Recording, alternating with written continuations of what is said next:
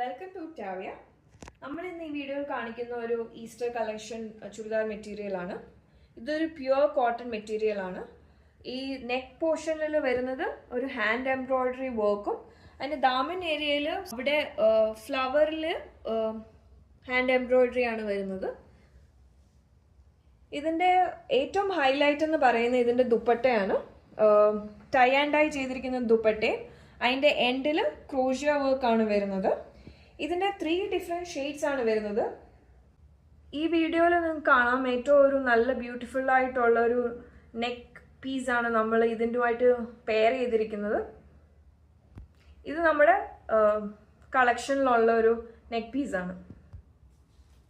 ഇതാണ് എൻ്റെ second shade വരുന്നത്.